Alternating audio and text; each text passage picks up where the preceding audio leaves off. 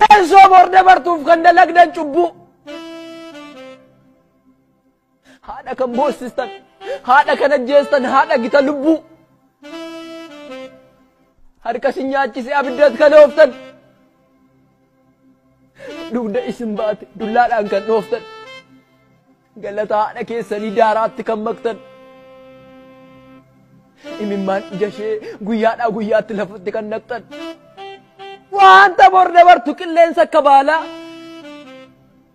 ishee darbuuf deemtuuf ilaalina haala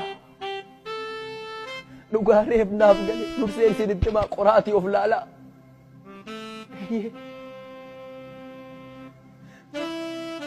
haalumti isin waan ta'eef shanin hawwaatinaa